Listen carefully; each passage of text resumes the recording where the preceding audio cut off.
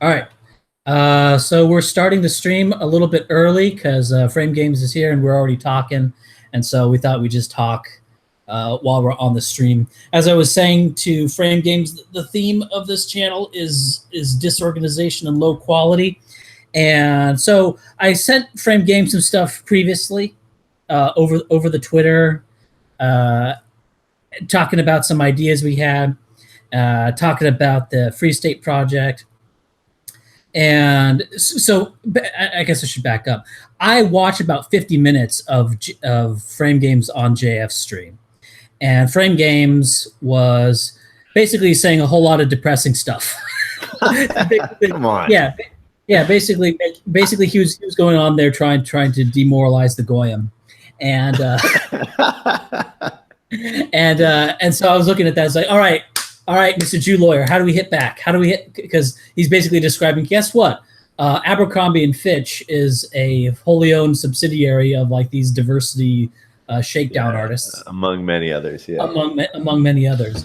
And so I was thinking, so how do we do this? And I have, I sort of have like master plan, a big plan. Not a whole lot to do with it, but I have a big plan, and so it has to start somewhere. And so there's basically three things about like my grand plan, Ryan's great pipe dream. And it starts off with the first thing is geographic and state control of an area. That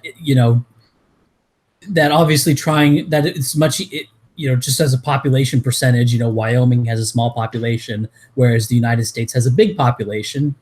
So basically sort of a free state project, sort of geographic control. And then also, and this is why I'm interested in talking to Frame Games, because of being a lawyer of some sort. I don't know exactly what, but also sort of institutional control, how we get control of like our own payment processors, and I guess I'll talk about that a little bit later. And also a formalized political party.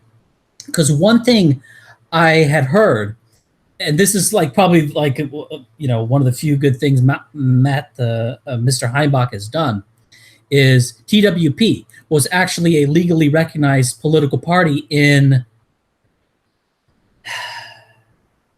West Virginia, Kentucky. Sounds right. It was a legally recognized party in the state. But what happened is that actually gave them protections in terms of being able to go out and publicly have events at places, right? Mm-hmm. on ostensibly private land, because there's laws like, there's private, but it's a public space, so they have a right to it. And you can in a private space could exclude certain people, but they can't exclude political parties. Right. TWP was a recognized political party, so they had the right to. So that's obviously an advantage of being a political party. It's like, oh, that sounds really good. So anyway, so we're talking about the Free State Project, and I don't know, what do you think about that, Mr. Mr. Games? Well, what I think about it is a lot of what we talked about pre-show, which is that I actually think that it was not only partially successful, and probably surprisingly so, but I think it is the right idea in many ways if done correctly. Now, I obviously come at this from a slightly different perspective than perhaps you, or this is our first time talking actually on this stream, and some others. So I'm not like a white nationalist, but I do recognize that the diversity industry has to be taken down. It is hopelessly corrupt, and it is bleeding America dry in so many different ways. And so I do believe in the equality of white identity politics, and recognize the need for the same sorts of institutional, grassroots, and astroturfed white identity politic organizations to emerge in order to get the diversity industry organizations to either put down their weapons, so to speak, or for there to be some equality in this space.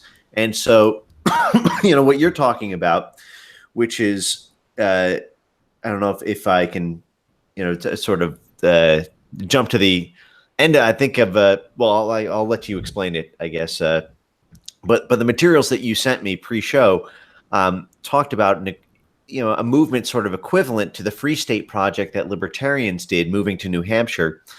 And I actually thought that that was brilliant. There was some, brilliant for the libertarians to do. There were some more comedic aspects to it involving, I believe, seasteading and things. That was the part that I thought was a little out there, like starting new civilizations at sea and things like that. But but the actual moving to New Hampshire, I thought was a brilliant idea. Oh man, there's some great stuff. I remember there was this guy who he was like he was a real believer in the homesteading principle, and so to protest not non-active use land or state protesting what he considered property violations that's against active use of land. He actually went out into a median in like a track. There's like cars, like, and there's like a sort of a, like the median where there's like they plant trees. And so he went out into the median and started farming in what? the median. He had a bag of seeds and fertilizers and he was farming in the median.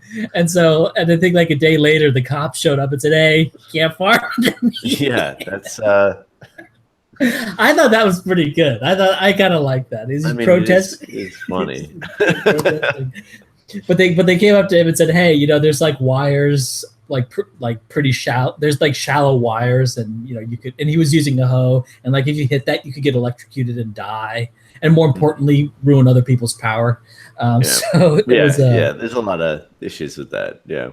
So, but people. So I first talk about the idea of, and the term I like, and this is something that a lot of people is generally not popular. I sort of recognize it's generally not popular when I say like the name of our movement is the Freesoil movement, and people just they don't like that term.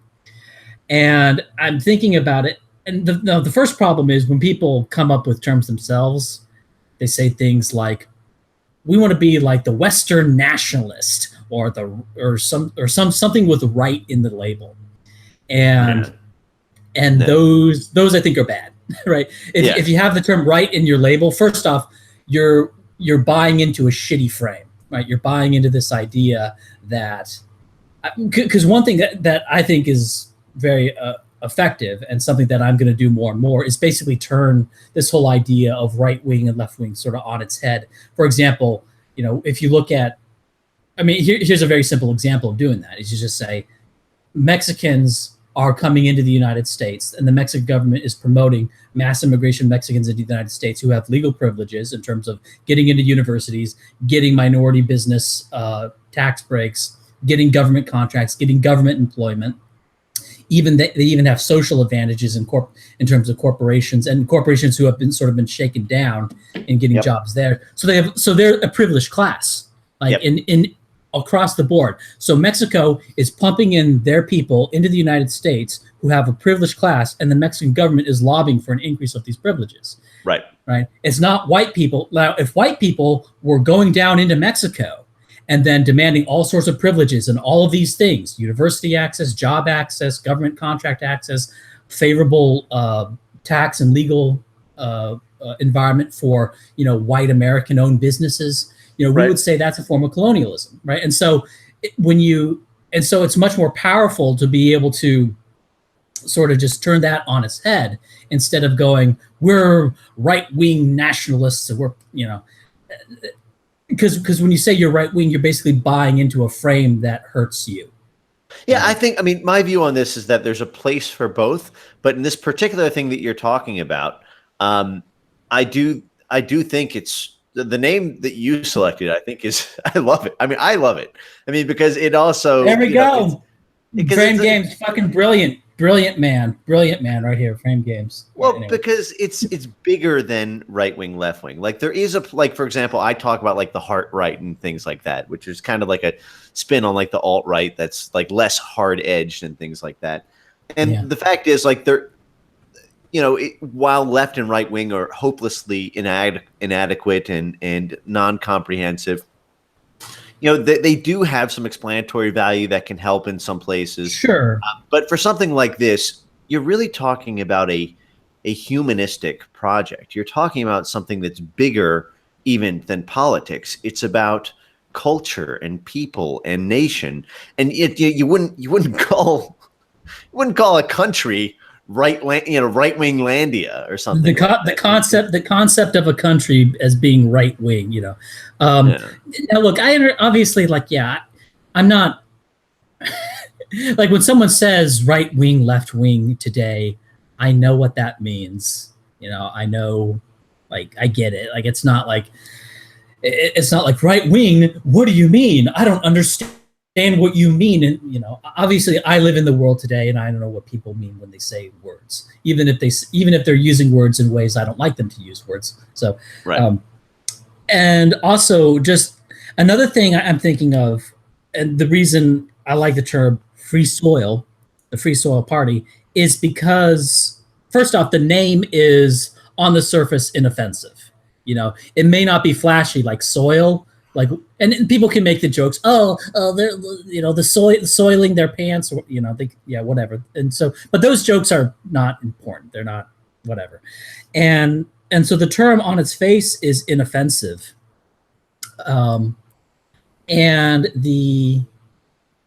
the term on its face is inoffensive, and it's a historical term.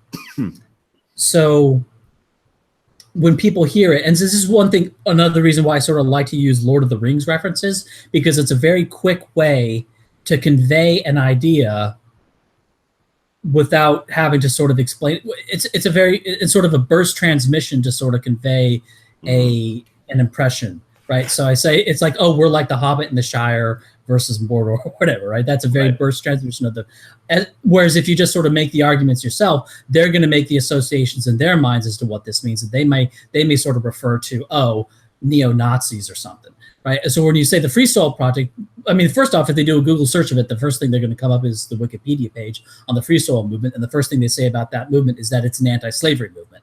All right. That's a very good first impression. And then if you dig a little bit deeper, what you find about the Freesoil movement is that it's basically the White West movement. It's basically keep the West white movement. And you have David Wilmot with the Wilmot Proviso, which we call the white man's proviso. And the Freesoil Party eventually merged with the Whigs to form the Republican Party. So there's even sort of that historical train there. So so all those reasons make it a very good name. And another thing I think of in terms of the name of a movement, there has to be a historical connection to it. There has to be we have to sort of piggyback onto some sort of historical name movement in order to get that immediate burst transmission, as opposed to something new, and if you say something new, the sort of cultural reference points that the person is immediately going to make are going to be like,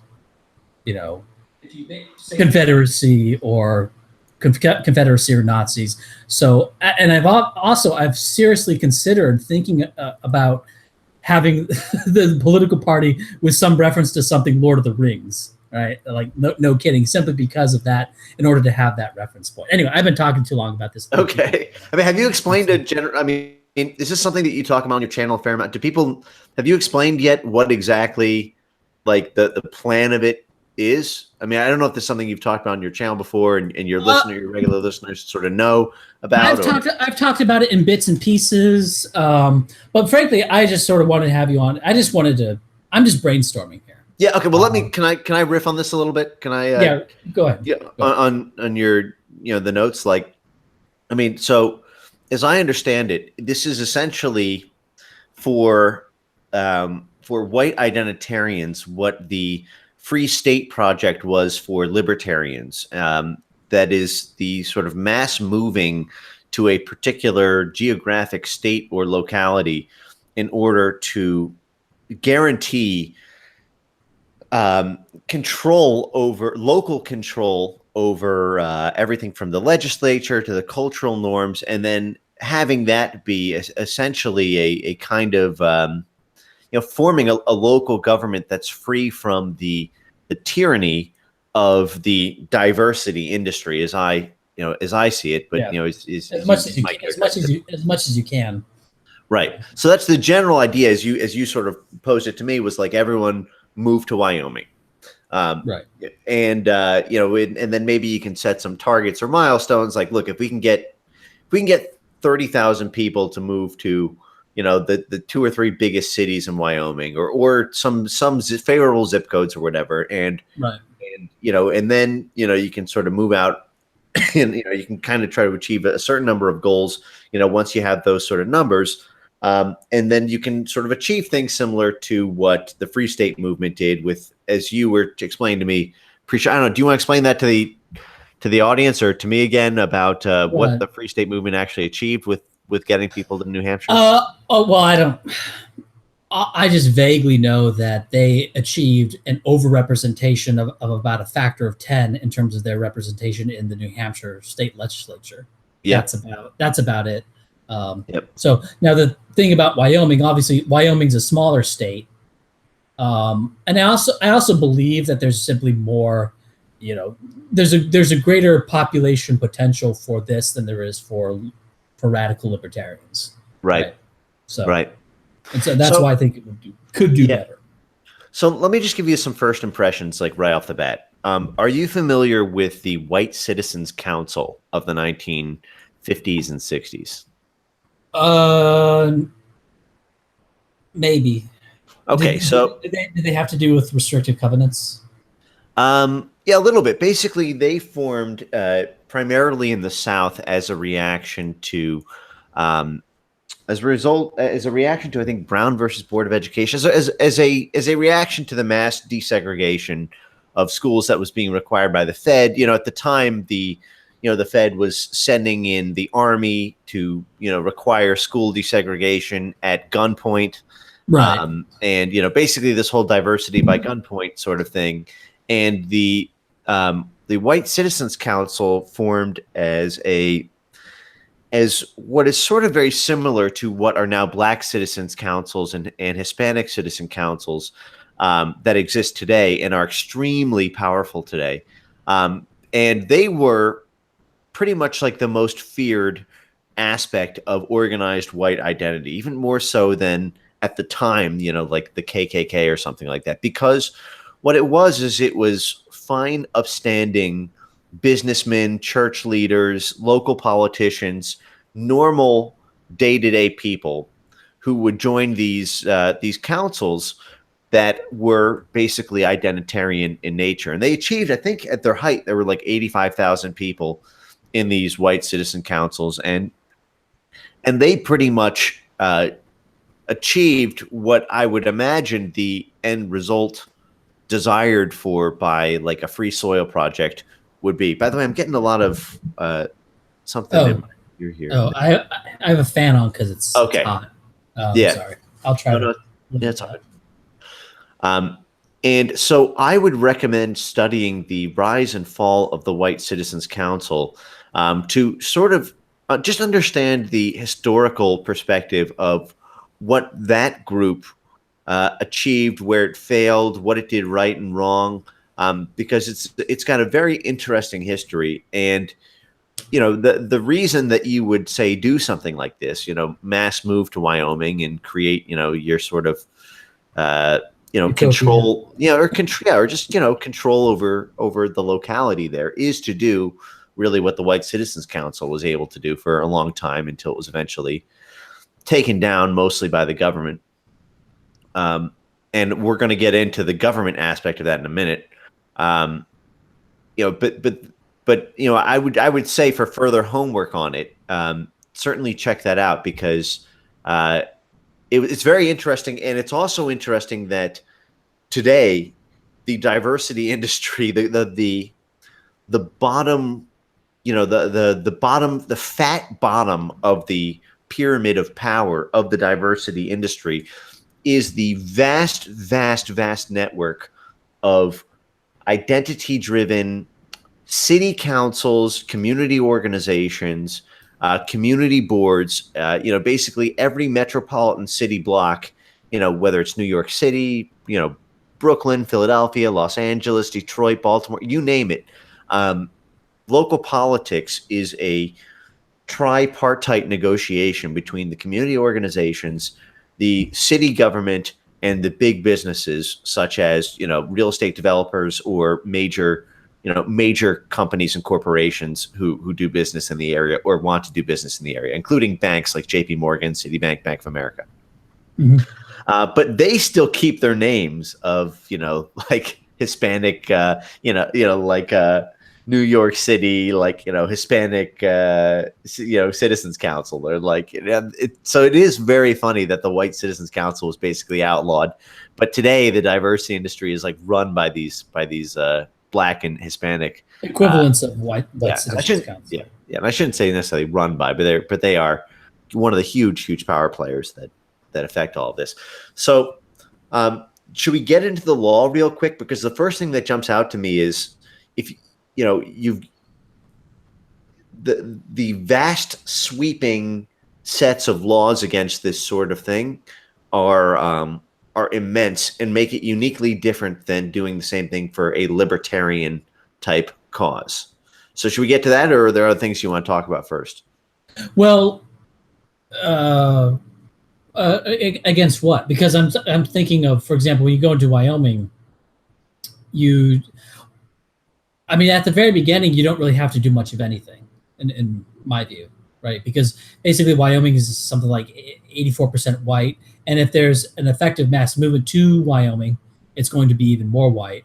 So my view is that you get basically just formal political power before you start doing anything.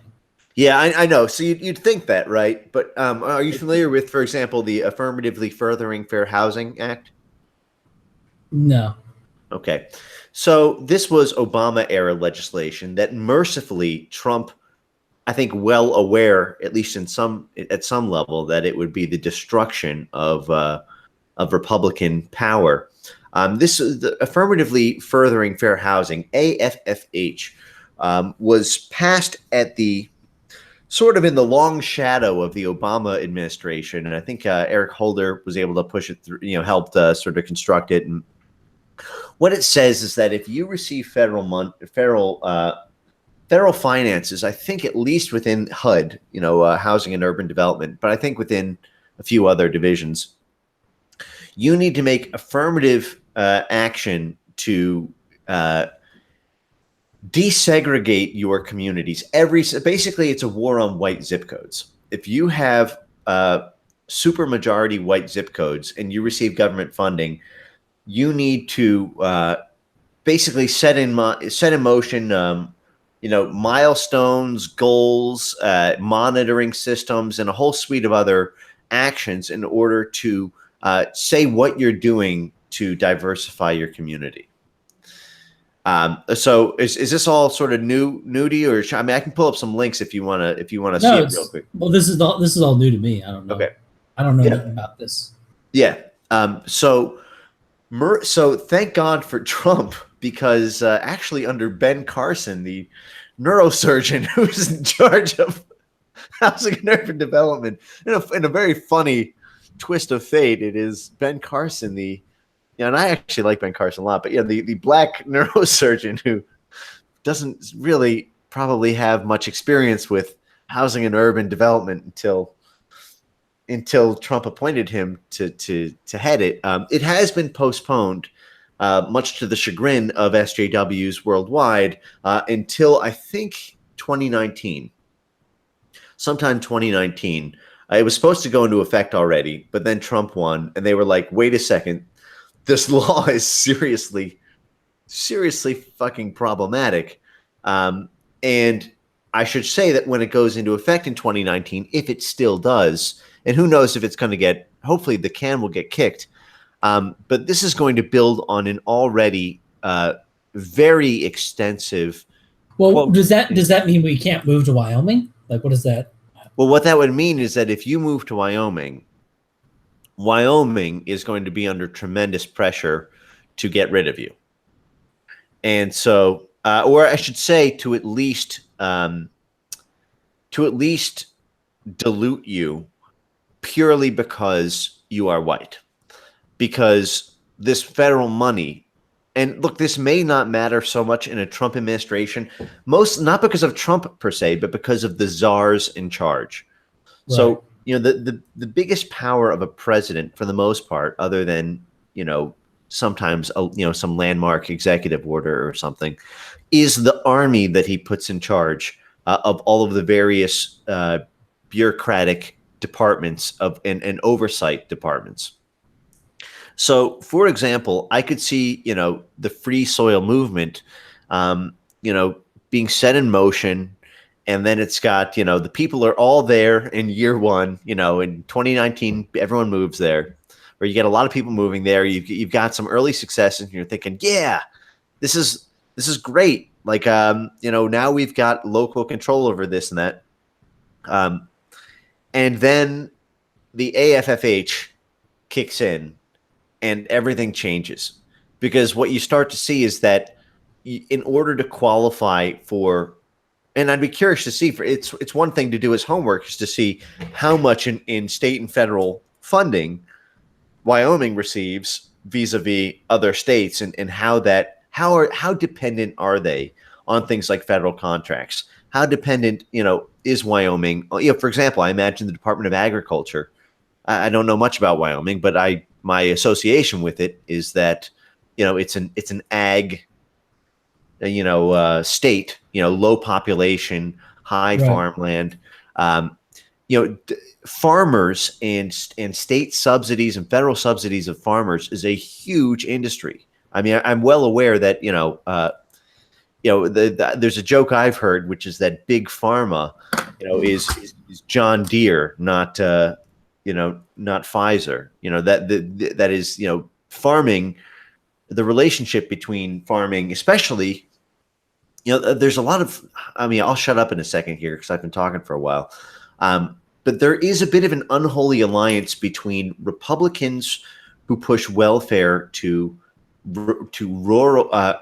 rural areas, and Democrats who push welfare to urban areas. And a good example of that is something called the NMS NMTC, the National Markets Tax Credits Program, which is basically a way to satisfy the diversity industry in inner cities while buying Republican votes, in urban areas. It's a real messy situation, and I can get into that maybe in another rant. But I'll stop talking and give the mic back to Yeah. you. Yeah. So I hear all this, but then I'm thinking, okay, like, so what do we like?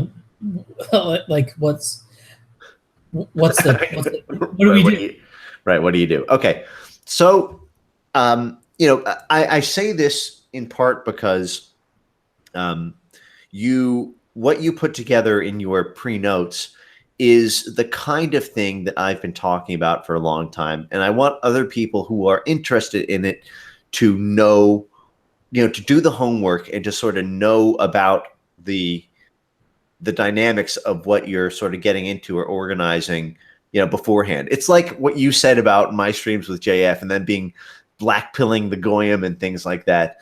And to me, I'm like, no, no, no, no, no. I'm trying. This is like white pilling so that you know exactly how bad things You are. you know what's coming.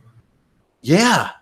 Because Yeah. the thing is, and by the way, I don't think very few people that.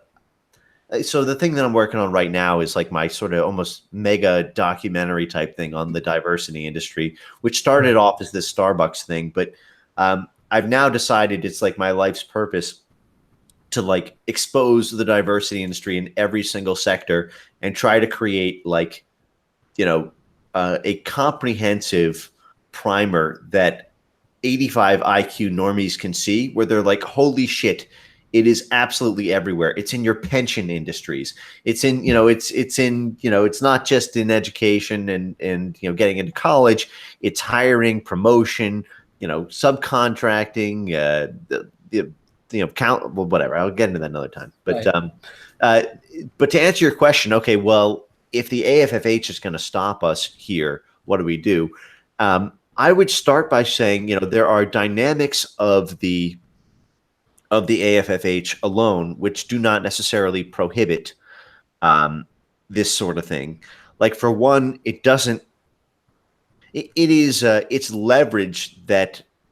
Okay, actually, let me back up by saying, um, there was an interesting article in the Drudge Report last week, which was about how, quote, neo-Nazis had moved to Idaho, a small town in Idaho, in order to create a kind of like, control over, like local government there. Right. And I don't know. I'm not sure if you want to get into like going through specific links right now, but when you have acts of specific discrimination, I mean, the first thing you need to like sort of deal with in this situation is the laws against discrimination in housing are perhaps the most extensive laws in the diversity industry, even more so than employment. And there's something called the Fair Housing Act, which sort of started as saying like, well, you couldn't have a restrictive covenant that prohibits the sale to like black people or something like that. Right. But you also have some challenges are going to include, the AFFH didn't just come out of nowhere. It came out of the fact that not just the Obama administration, but really the entire progressive left realizes that cohesion is the enemy of diversity, and that any enclave that is cohesively white is a threat to the diversity industry, period. And so the AFFH was an attempt to just try to undermine strong cohesion everywhere. And it does it through using the tool of government money. Like, if you want government money, then you need then you need to be diverse. But well, why don't we just say we're black? Well, okay. No, it's serious. Why don't we just like say, oh, this town is 50% black. I'm black. Well, because there's census data, right? I mean, no, we say we're black. We talk to the census guys and say, hey, I'm black. Well, okay. So, I mean, I can show you what an AFFH reporting page looks like. It is horrifyingly extensive. Basically, you have to draw a map of or provide a link of the census tract data from the last 10-year census report. Then you need to basically talk about your plans to desegregate in all these various areas. But I mean, I don't know how you could say you're black when the census data is going to clearly show that you're at least 84% white. Well, what do you mean 84%? Well, I mean, you said Wyoming right now is 84% white. Sure. But us moving in, the Freesoilers, we're all black. We all just say we're black. I mean, so in 2020, you've got your next census. I mean, that you're gonna mass report that on the census too? Is that? Yeah, when they come in, we'll say we're black, and if they say we're not, we'll say, well, what do you mean we're not? I don't know. That doesn't seem super sustainable to me. Like, that seems like it's just waiting for a BuzzFeed reporter to come in and just say, hey, look at all these people who lied on the census deliberately to do X, Y, Z, or like. No, well, we'll just okay. Well, then we'll just say, what do you mean we lied? Like, what does that mean? What does that even mean? What do you mean we're not black? Okay, I mean, then they'll have to say, well, you don't look black. It's like, well, what does that mean? what does looking black mean? You don't act, but acting black. Well, what the fuck does that mean? I don't know. Did that work for Rachel Dolezal? No, but look, Rachel Dolezal. No, that's a totally different situation because we're just trying to do legal bullshit. I know. But what I'm saying is, well, Rachel Dolezal is just trying to convince she was trying to convince the public that she was black. Dude, we're just, okay. Well, let me give you an example. I get it. Listen, I just want to give you an example. All right. Let's just say you want to qualify. You want to qualify as minority, right? So the NMSDC is the National Minority Development Supply Chain Corporation, and what they do is they certify minority-owned businesses. Now, in order to qualify as minority-owned business, the extent to which they vet you for being black is almost comical. like first, they do like pictures and like written essays on how black you are, and then there are on-site visits in order to verify that you're as black as you say you are. And I could, the other part of this is of your plan is like how it relates to real estate itself. So, real estate, and this will be interesting. I mean, I'd be curious to understand what the state of real estate developer, projects are in somewhere like Wyoming.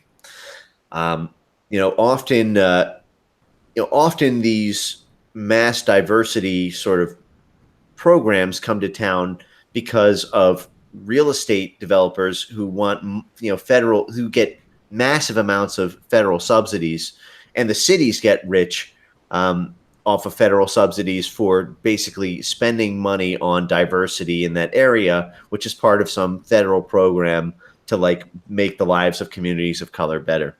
And so, on that basis, the ethnic composition of particularly big cities is monitored pretty hotly. So I guess maybe my question is like, are you talking about taking over big cities in Wyoming to the extent that I'm curious what the big cities are in Wyoming, or is it more like, Cheyenne? No, the first people to move to Wyoming would obviously be people whose income is location independent. And if your income is location independent, why on earth would you ever want to live in a big city? So that's the first people who would move. This also sort of gets into like a second sort of idea of my pipe dream, which is sort of, and again, this is getting really LARPy. Yeah. But just free permission to LARP. Okay. LARP, LARP away. You have sort of almost an, I don't want to say commune, but I almost want to like sort of an economic thing going on, where basically, for example, you start off with organization that we set up our own online retail. That's some of the easiest thing to do, because there's a lot of companies that they'll basically, you're like a salesman for them. Like, for example, Fila, there's a whole bunch of really big names that will actually, you can sell their products on your own online retail site, and you'll get a certain percentage of the cut for that. You'll get the retail cut for that. They also obviously they sell on Amazon too, but so that's sort of the first step. And so we basically have our own industries, but the advantage of it, of course, is sort of an ideological support for supporting our guys. And the effect of this, now that's, again, this is getting kind of LARPy. The effect of this is that you have businesses and you have economic power, in a sense, that is divorced from profit and loss from pure competition, right? That is, that we have basically a war chest, sort of, not necessarily a war chest, but like a political war chest that gives us sort of money over and above, just market competition. And as a result, we can set up businesses in Wyoming, right? People say, oh, I'm willing to pay certain amount more for Freesoil version, like the Freesoil Industries, or we can call it whatever, it doesn't matter. Right. Yeah. Mm-hmm. The Freesoil version of this product that I buy versus, whatever. So you start off basically with retail, and so we control our own retail. We're not giving the markup to Amazon. We're giving the markup to, whatever, for all the major products that we buy, right, from the big brands. Then once we have sort of our own retail front page, then we begin to promote our own guys, our own direct industries that are in, for example, starting off Wyoming, right? So it's like, hey, here's a guy. It's a Freesoil business. It's in Wyoming. They're part of the cause, so to speak. So we're going to put them on the front page. Also, we're not going to charge any retail markup for them. or maybe lower one or whatever it is. So we sort of begin to promote our guys, and so we have that sort of economic pull to slowly over time sort of bring people into, basically any area. Not any area we want. Obviously, there's certain infrastructure requirements, but you don't necessarily have to put everyone in Cheyenne. Is what I'm saying. Yep. So that's sort of my idea, and that's sort of the advantage of that I think we would have over, say, something like a Free State project, in that because a lot of the stuff that I'm talking about in terms of sort of an ideological economic organization is something that the Free State project is, I think, ideologically opposed to. Okay, so there's a comment here in the chat by Alchemistry. There's also one donation. Okay, that I should read. Okay, you want to do that first, because he makes a chat a comment that was the first thing on my mind, and he says Alchemistry says the entire supply chain would lock you out because it's connected with white nationalism and no corporation has any interest in that sort of optics, which is sort of like, the thing that I'm trying to. I'm not sure that's as true as people. I mean, people just sort of say that. Maybe, yeah. But okay, well, that gets me to my question to you. Maybe, I guess, just before you read the super chat or whatnot, is the idea behind the Freesoil mission statement that it is explicitly white or implicitly white?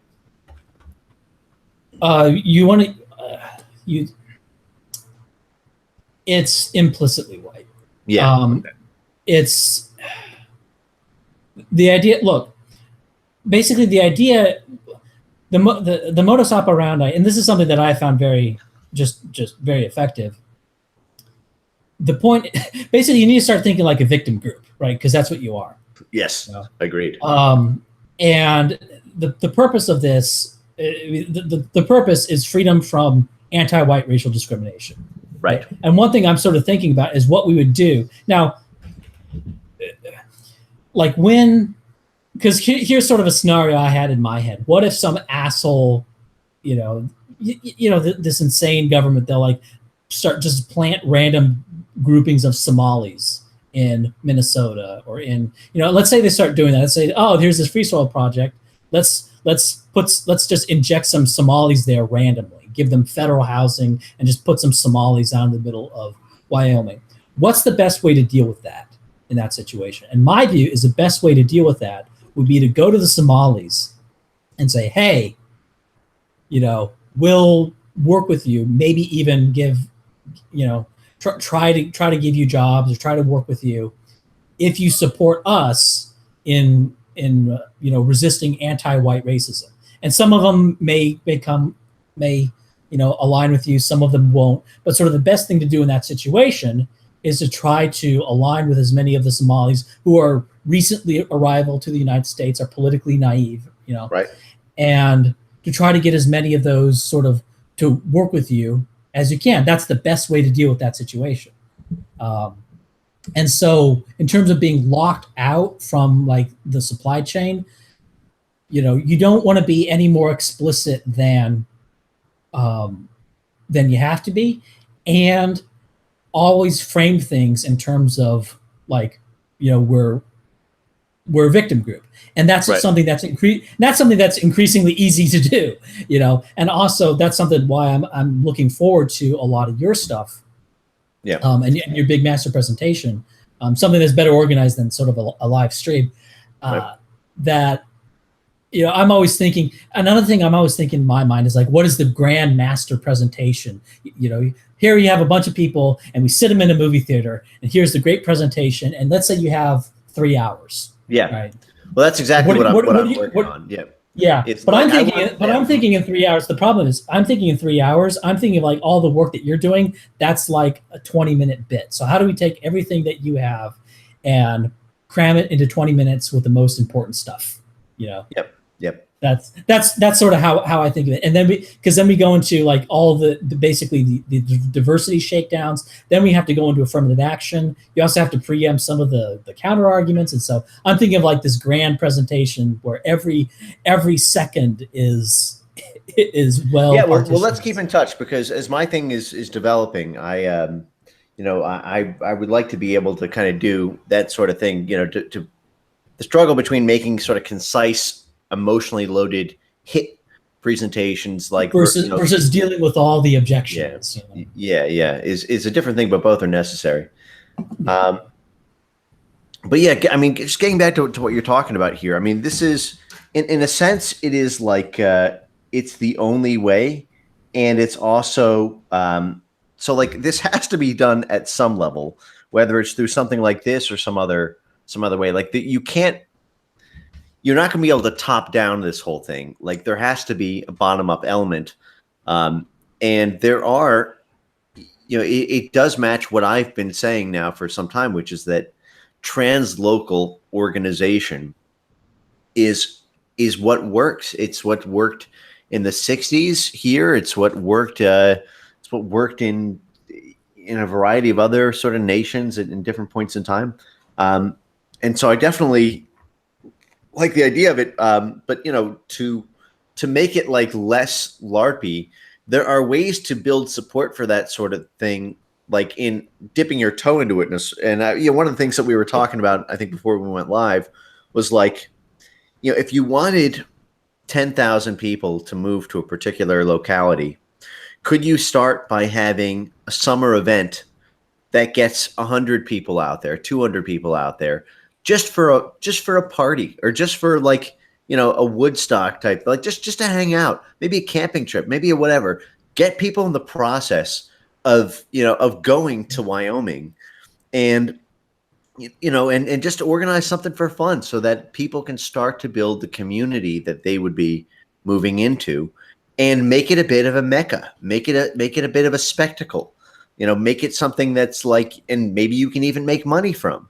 I'm sorry to say this is like the Jewish guy in me, but the fact is you need economic sustainability. Like you need full-time professionals, guys. Like, sorry, that's like, think about what the diversity industry would be if you didn't get paid $282,000 to be a vice, a year to be a vice provost. Obviously, like for us, we don't need those kinds of salaries. Right. No, but what I mean is cover your costs. See if, because it's just going to take you away from other things you're doing with your life. So you need to be able to make, something of a living on. What I'm saying is, look, even if it's, I don't know, charging $20-$30 a head or something, and like just renting some cabins and just saying, look, this is like, the first annual blah, blah, blah. We're going to spend the weekend here. We're going to go hiking. We're going to have a big bonfire. It's going to be marshmallows and s'mores, whatever, beer, however you want to market it. But get people like in a very non-committal way in the process of seeing the places that you would be asking people to potentially move to later. Once they've got because it's a big commitment to leave your life and move to a part of the country you've never been to before, to move to a community you've never really met except like online. But I mean, that would be sort of like a first step, in my opinion, would be. Well, I think the first step is actually the first step to me is to have an income just from internet stuff. That's the first step for me. Yes. And then I'm on track to that.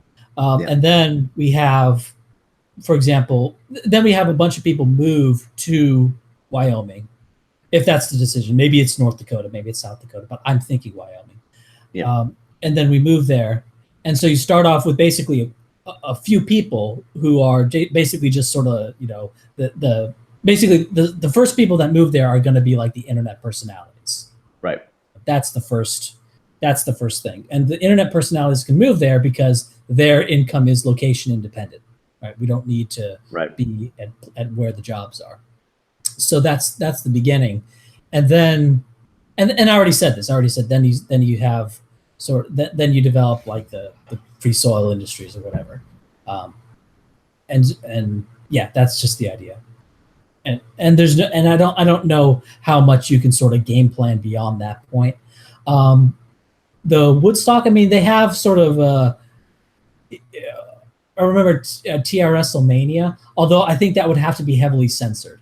It'd be a lot different than what it is now, because they basically just sort of let anything goes at TRS-Mania now, and if they do that kind of stuff, under the guise of a serious political movement that's trying to take over a state, that could be really bad. So you could have something like TRS-Mania, but it would have to be really heavily censored. That said, let me read this donation right now. Yeah. He paid money. So, okay, there's this guy from Reactionary Coalition. The rally in D.C. is probably a bunch of feds and siege fags. We should try to start a political action committee with a goal in mind, such as electing a politician who wants to cut immigration to 1965 levels. Unite the Right 2.0 may kill us in the midterms. So this seems like one comment and then a different comment in the middle and then another comment at the end here. Okay. It seems like two comments. But yeah, Unite the Right 2.0. Yeah, that could be. Oh, that's another thing I should talk about, and this is a good opportunity to get onto something else I want to talk about is kind of party discipline, and having the ability to exclude certain people and to dissociate. Because one thing that's sort of funny is that the alt-right, which is why I think the alt-right is sort of finished as a not that the alt-right is finished in substance, but is finished as a term, is that they lack border control. Right. They don't have an ability to exclude. That the Republican Party is actually better in terms of border control for its own party than right. It's a funny way to frame it. I like that. So because and so you know what I mean, like the siege fags, they can't come out, and they can't dissociate from them. Right. So, no, I thought that was brilliant when you sent me that in your notes with the certification and A class and B class, and I thought that was actually very smart. I mean, A class, the specifics are not that important. The point is to be able to dissociate. Right? The point is to be able to say, this is not a certified member, this person is not certified knowledgeable. Another advantage of that would be, like, say when a reporter runs a hit piece on you can say, hey, are you certified? Like, are you certified as knowledgeable? Right. And the thing is, look, there will always be people who will say, I don't need to be certified. I'm not going through your fun house. I'm just going to write about you as you. There will always be those people who just shit out the mouth, lie, whatever. But at least you can say, and it'll have some impact, that this person is not certified. If they knew what they're talking about, they would at least have like a B class, like, I'm knowledgeable about what the Freesoil Party even is. Right. Yep. That's like basic, like, and there will be like there may even be like C class, certain like very basic like levels of knowledge. Like, do you know even the most rudimentary basics? So, and that would be something that's very easy to do. And another thing that would happen is even if they get that certification and then shit out the mouth lie, you could then, in your response would be more powerful, because you could point to how they're shit out the mouth lie, because in order to get that certification, they had to say, or had to tick the box saying they knew this, and then in their hit piece they said this. So it's only good things. Like, only good things can come from having that. Right, and it also lets you say in your promotional materials that no Class A member's ever been committed a violent crime or an act of blah blah, like, because the common thing that the media will try to do is to say that it create the picture that, like, these are the violent criminals, and if you've got numbers to back up showing that nobody who's in your sort of inner circle has ever done that, then then that's one more layer of protection. Nobody who is formally recognized as a member. Right. Now, the reality, like, if the party gets bigger and bigger and bigger, eventually someone's going to do something, right? So, right. But of course, you can say, hey, look, as a percentage compared to the population, we can, so you can always point that out. Right. So, yeah. Well, I mean, that's less, because you could say that now about white crime and black crime. Right, and that doesn't really seem to. That matters. That fact matters. It's just it obviously it matters for people who have IQs sure. 110 or something. But for people who don't really read news outside of CNN, like sure, and those people will always be, yeah. Well, I don't know. I mean, I do think that if you could get a quote in there, I do think that some reporters sometimes have enough integrity to at least print what the official response. I mean, they ask for a response, a quote, from the representative, and if the representative soundbite, blah blah blah blah blah, then that that could be. I mean, I do support that. I think that could be stronger than certainly than having no borders.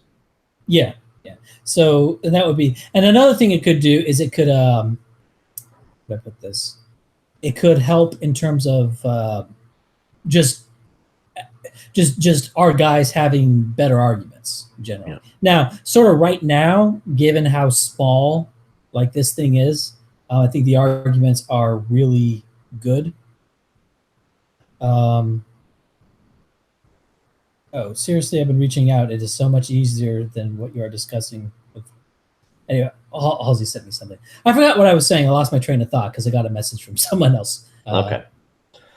But I guess one thing I would like to add on to this, and this is something that is like, I mean, this is something that sort of needs to be like basically, this is something I remember talking about this, and I've talked a little bit about this. These were, well, okay. I have had private conversations with Mike Enoch about this, but the thing is, everything I've said here is what's in those private conversations, so it doesn't really matter at this point.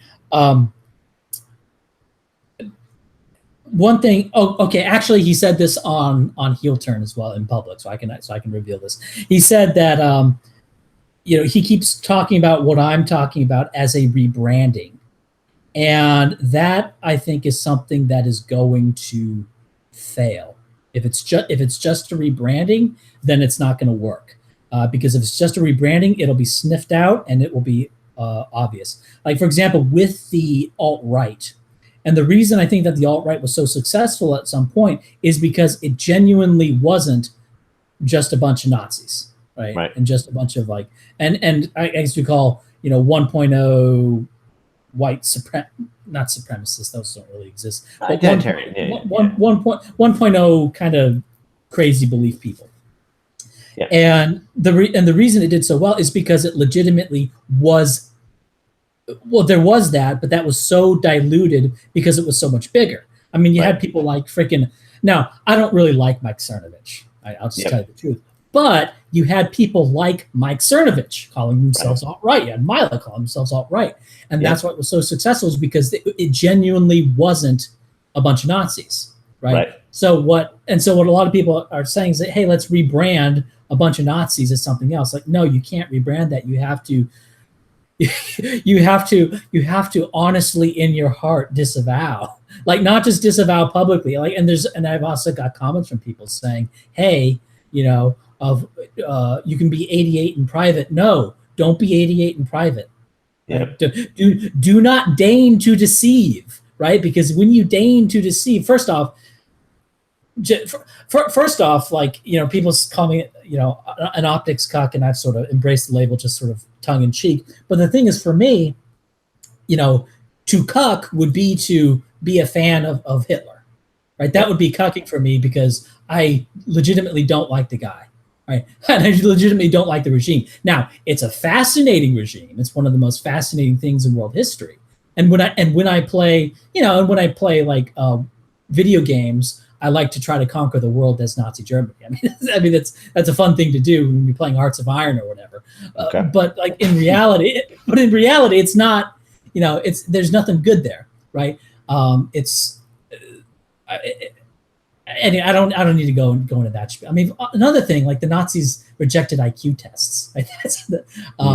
They actually created their own form of IQ test, which was two parts. There was an information test.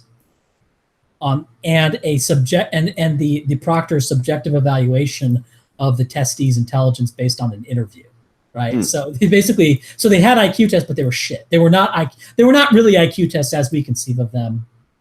So, and they had all this pseudoscience about Aryan admixture. that didn't exist, and it was just bad. And another thing, it's not even relevant to like it's a regime from Central Europe from the 30s and 40s. Why are we so obsessed with this stupid regime? And also with the Confederate States of America, it's like, look, obviously I'm a big fan of secession. Obviously, I like know, but the thing is that the cause of secession for the Confederate States was in fact slavery. Now, as the war went on, yeah, like they started to grant citizenship to slaves if they fought for the Confederacy. So it's funny, the cause of the war appeared to be slavery, but as the war went on, they were willing to get rid of slavery in order to win the war, right? So it's sort of interesting how the motives morphed as the war went on, but that's too complicated and big brained, I think, and also like, yeah, so that stuff just has to go. It's bad optically, obviously it's bad optics, but it's also not particularly relevant to our world today, and it's not anything good in and of itself. The Confederacy, if anything, it's pro-slavery, or if it's not pro-slavery, it's something weird in particular, right? In terms of what it really is, and from an so for what it really is, it's something weird in particular that doesn't really matter. And in terms of optics, it's cancer, and it just needs to be. You just need to get rid of that. It just has to go. Yeah, I mean, you don't need to convince me not to be, not to embrace. Oh yeah. I'm not saying this. No, I know. Obviously, there's an audience here. There's a broader audience here. I'm joking. I'm making a joke because I'm Jewish. Let me convince you why Hitler was a bad guy. You need to understand this. I think you may have some. I'm just playing. Yeah. But yeah, so look, that's it makes. So yeah, and that's just the thing. Like, and I've been I'm sort of losing patience here, because there's all these guys who, on the one hand, they seem to I understand, but I think you're going a little bit too far on the anti-Nazis. Like, what other movement has this problem where it's like, oh, I understand, we sort of need to be moderate in terms of communism. Communism has that problem in terms of how anti-Nazi we are. Yeah, that's true. I mean, they have their whole thing about, do we say we love Marx even though we love Marx? I mean, do we, it's true though. I mean, they really do have to struggle with it, and I actually think there's a lot to be learned from how communists achieve power in the West, because they were hated, they were blackballed. All of the laws in California that prohibit viewpoint. What an echo chamber! I'll type. You got to bring on Stryker. Well, Stryker has his beliefs, and also I'm not going to bring on Stryker because I'm not that good in the live debate. So, yeah. So that's not going to happen. Sorry. Now I'll go back and forth. I'll do prepared responses if Stryker wants to do like a video. I'll do a video. I'll do that where I have. But the thing is, I have compared to other people, sort of okay. I'm gonna whack myself off a little bit here. Compared to other people with the kind of IQ that I have, I'm a slow thinker, and I have a relatively slow processor compared to other people of similarly high IQs, if I do say so myself. But yeah. So I'm not gonna live debate Stryker. So. Okay, what were we talking about? Oh, communism. Say the thing about communism. Yeah. So I mean, I think about this a lot, that like how communism achieved the level of power that it has in the West, which I think is absolutely immense, despite what people might be prone to think about McCarthyism and whatnot. And like, a lot of people think communism kind of like died or something in America, and it only exists in like China, and like it doesn't exist in China, but whatever. Yeah, but no, but the point is, I think that communism is actually one of the dominant doctrines of the modern West. I mean, the SJW orthodoxy is, I mean, I see communism as really just authoritarian left wing. It's just a left wing authoritarianism, in the same way that I see fascism as right wing authoritarianism, and liberalism is kind of like, kind of left wing, more left wing libertarian, more like, and progressives is kind of, progressive ideology to me is the success of communism, and especially in spite of all of the efforts to destroy it, which were massive. I mean, the fact is, like communism had to hide its stripes on its ascent to power. It faced massive institutional discrimination along the way. I mean, like I was just mentioning California. California is where James Damore has brought his lawsuit against Google. It's where everybody does if you're conservative, because California has a unique set of laws that prohibit discrimination based on political viewpoint. And those laws don't exist to protect conservatives. They exist because back in the 1950s and 60s, people were blackballing communists. Mm-hmm. And, they were able to get a few legislative protections, and then they were able to sort of, build on their cultural strongholds, which were places like Hollywood and in various parts of the media, and then in local organizations. Which then gave them tremendous amount of power in city politics, which is how you have sort of like this unholy alliance of the diversity industry being particularly strong in the cities, in New York, Chicago, LA, et cetera, because we can get into that another time. But I do think that that we need to, it would benefit people to actually copy communism in many ways, because the way that they faced very similar struggles in the 1940s and 50s that that the real freedom folks face today, which is to say people who support actual equality of the application of law with respect to things like discrimination or freedom of association, that i.e. that white people should be able to have the same rights as other groups. And so, just to answer that question of like what other group has to deal with this, and the answer is communists. Yeah. No, obviously, I think there's all sorts of differences between the situations. I'm gonna have to read some super chats. I think the situation is different in one ways in which is going to be a lot harder. Is that the United States has a lot of non-Europeans that are not necessarily fans of freedom for freedom's sake. So you had like a lot of communists who would say, "Hey, freedom of speech, freedom of speech, freedom of speech," and that worked. And today you have quote unquote right wing, to use the vernacular, people trying to use that freedom of speech argument, but they're faced with a problem in that there's no ideological support for free speech per se among what is called the left. Right. So that's one way in which it's more difficult. What ways in which it might be advantages? Obviously, advantages are, one is the internet. Better technology make it a little bit easier to organize. I don't know how much of an advantage that is because our opponents could use it too. But I suspect it's an equalizer. I don't know. And I think another advantage is that, well, I don't know. I was going to say our people might be like a little bit, like our people might be better because communist people tend like druggies and strong. But you're right. And I'm thinking, I don't know though. Yeah. I'm thinking about all in the family Heimbach here. Anyway. Yeah. All right, let me read. I got some super chats here. Supposedly, like in Streamlabs, it's supposed to like pop up and stuff, but I don't know how technology works, so I'm doing this really ghetto thing here. Yeah. All right, so here's the thing. Do you have any advice for potential academics? I'm not an academic. I just got a bachelor's in history. Do you have any advice for endgames? I mean, it depends on what kind of academia you're going into. I mean, before I went into law, I actually really wanted to be an academic. I wanted to practice evolutionary psychology, and I was magna cum laude at an Ivy League school, but I was still blackballed from the field because it doesn't, like I was the guy who could.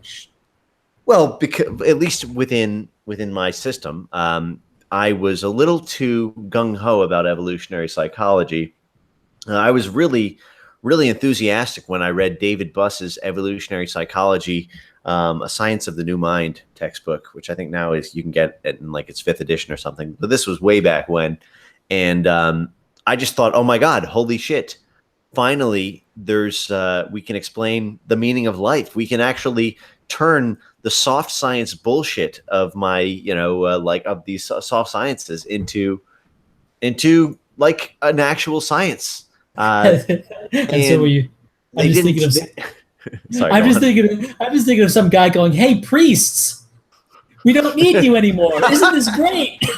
Oh, you know what? Yeah, no, you laugh, but that is exactly what it was like. Because at the time, I didn't know what I was getting into. I didn't appreciate just how much I was, poking the hornet's nest there. I was like, don't you understand? Now we can explain racial differences and gender differences and all this stuff. Like, Yeah, we don't look need at the book. It's in the book. It's literally in our textbook. What do you do? And and I had professors who I got an A in their classes, and they said, listen, do not come to me for a letter of recommendation. This is it is a moral evil what you say in class, and and they can't support it. So I don't. I mean, it depends on what kind of. If you're going for a math PhD, I think math is still going to be safe for another couple of years at least. But in terms of other kinds of academia, look, academia is the heart of the beast, right? I mean, academia is the first thing that the Frankfurt School took over. It's where all this emanated from, at a certain level with respect to at least the, the talking points. Obviously, the easy advice is wait until you get tenure to open your mouth. Yeah. Okay. Let me continue to read this comment. Yeah, sure. Okay. Do you have any advice for potential academics? The answer to that. When should the power level reveal come? Obviously, after tenure, if ever. Right. Okay. But you can look at Amy Wax. I mean, Amy Wax. Oh, sorry. I'll stop you said Amy Wax. Yeah. You have stuff to say. Say your thing. Well, yeah. I mean, Amy Wax is a great example of this. I mean, J.P. Russian is another one. He was an academic, changed the world. He wrote Race, Behavior, and Race, Evolution, and Behavior. The seminal textbook on racial differences and things like that. But look, all of these guys, what they did is they found mentors early on that were adjacent to them, and when they did their power level reveal, they had already developed a network of people who were maybe a grade or two below them in power level, but who they could count on for support when they got in trouble. Amy Wax does have a bit of a machine behind her. And the fact is, so did J.P. Russian. He had, I think it was called the Pioneer Fund and a couple of other big backers. So, get your army in place before you declare war. Right. I'm thinking about, I think that's this meant. I'm thinking about a granting of tenure, but that is still a ways away. Also, how to make as big a splash as possible, ride the JP wave, and not get sidelined like KM, like Jordan Peterson wave. Yeah. Who's KM? I don't know what. Kevin McDonald. Oh, Kevin McDonald. Yeah. Okay. Yeah, I don't think we have more to say about that. Yeah. Radical Libertarians Project failed. Oh, excuse me. That was from Random Person. Okay. Now here's Johnny Cool Guy. Radical Libertarians Project failed long term. How do you justify the risk of creating something implicitly white nationalist using failed libertarian tactics when MAGA has that quality already and the advantage of the National Republican Party? I'm not sure. Well, using failed libertarian tactics. I mean, MAGA has succeeded at one thing, but first off, the MAGA Trump movement is obviously something far wider and far shallower, and in terms of the power it's gained, it's far wider and far shallower. It's something far less permanent. When Trump is gone, there's going to be that things are going to be interesting, and it's two totally different things. Yeah, MAGA has succeeded, but the Free State Project has also sort of succeeded a little bit. Libertarianism has succeeded in a wide and shallow way in terms of persuading politicians to support more libertarian policies than the general public supports. What's his face? He's kind of a piece of shit. He's also Jewish. What's his face? He's a libertarian. He wrote like the case against education. He wrote a really shitty and bad case for mass immigration. That was really bad. Like not like in terms of just being like one of his arguments was housing prices. Let me see. Was the Tyler? increase? Are you talking about Tyler Cowen? No. Let's see if the chat knows who he is. The name's on the tip of my tongue, but I can't. One of his arguments was if you bring in not Brad Spangler, definitely. No, not him. Brian Kaplan, thank you. Oh, Brian Kaplan, yes. Brian Kaplan. Yeah. One argument he pointed out is that politicians systematically, in terms of the policies they put forth, radically skew libertarian compared to what the general public wants. So from that standpoint, from a lobbying standpoint, radical libertarianism has succeeded generally. Now, in terms of radical libertarianism, you could say, well, they haven't achieved much of their goals, but that doesn't really matter, because whether or not you're a traditional libertarian or a radical libertarian, like whether or not you're it's sort of like, I sort of see it like pushing the pile in like a football scrum or a rugby scrum.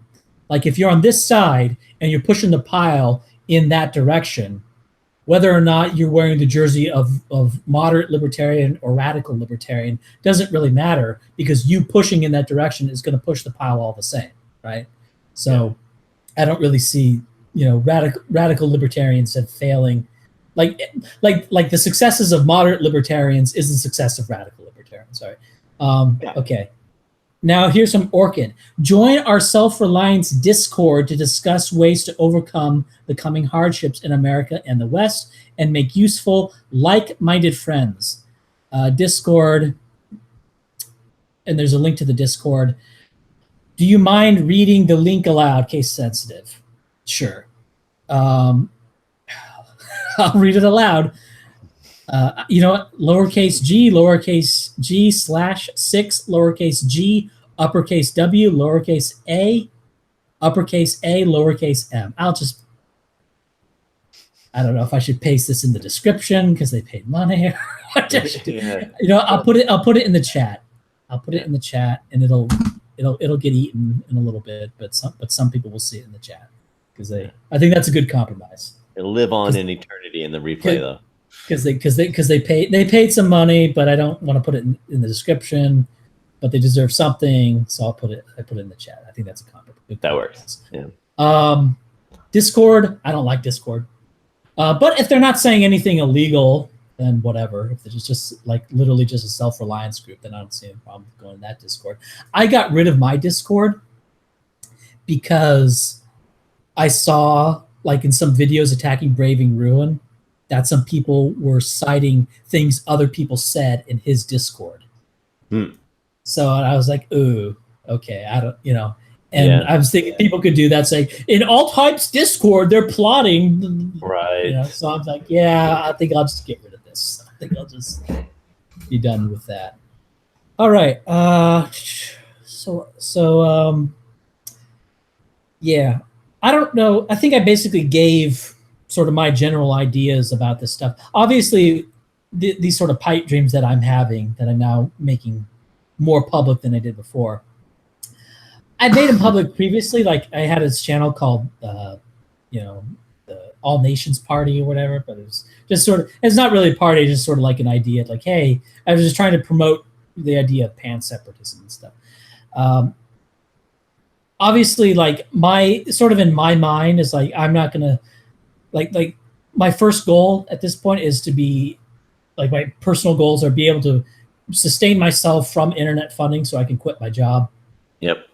And then obviously another goal I have in my head is 100,000 YouTube subscribers. That's just a number I have in my head. I mean, and the reason it's in my head is because it's a big round number, right? That's why. And there's nothing inherent about that number. It's just a big round number. And so obviously I'm not really going to be pushing too hard on this until I achieve sort of financial independence and I can move myself. There's no real, because the thing is right now, I can't really talk about doing this stuff until I myself can move there. So it's kind of hypocritical for me. And obviously, like if I'm going to be promoting this stuff, I have to be able to do it like full time. Right. So I have to be financially independent as Well, look, well. you're planting the early seeds, and the fact is, would it have mattered if Sargon wanted to join UKIP or not? Like until if Sargon wasn't Sargon with his, 750,000, like, Yeah. So it's, look, you're doing the right things. Yeah. Oh, thank you. Thank you. I have a question. Can I ask? Because no. I don't know. No. All right. Ask, All right. Well, okay. Ask your question. Ask your question. So, just as a Jewish guy who's like is in this sort of like weird part of the space here, I'm curious on like the general philosophy of the space, because like I tried, for example, to help like Identity Europa, and I had I had an interview with Patrick Casey on Red Ice, and I asked him in that interview, like, is there anything I could do to help Identity Europa? And his response, which I totally respect, by the way, just want to get that totally out there. You're a fucking kite. I am. I'm a fucking Jew. And he said, listen, I appreciate the gesture, but we are kind of Gentile organization.